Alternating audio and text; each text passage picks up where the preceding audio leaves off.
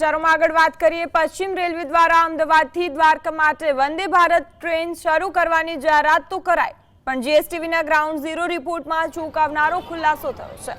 રેલવેનો દાવો છે કે યાત્રિકો એક જ દિવસમાં દર્શન કરીને પરત ફરી શકશે, પરંતુ હાલનું સમયપત્રક આ દાવાને ખોટો સાબિત કરે છે।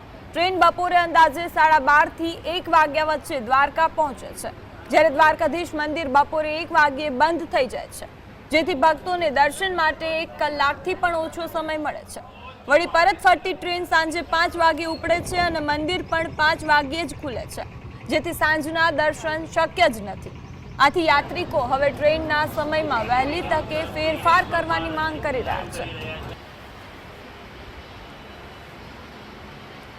वंदे भारत ट्रेन चालू किया है। अहमदाबाद से सुबह 6 बजे और 12:30 बजे द्वारका आती है।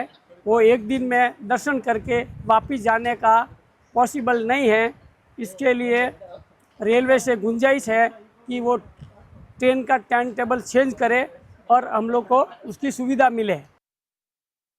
टाइमिंग में थोड़ा फेरफार करता है तो વધારે સારું પડે, કેમ કે અહીંયા છે ને અમે દર્શન કરવા માટે બરાબર ટાઈમ પર પહોંચીએ, પછી ટ્રેન છે ને એ ટ્રેન અમને 1:30 વાગે અહીંયા મંદિર બંધ થઈ જાય ને, પછી અમારે જવા માટે 5 વાગે પાછું મંદિર ઓપન થાય ત્યાં સુધી અમારા દર્શન ન પડે પૂરા, એટલે પછી ટ્રેનિંગના જે ટાઈમિંગ છે એમાં કંઈ ફેરફાર થતું હોય તો સારું પડે।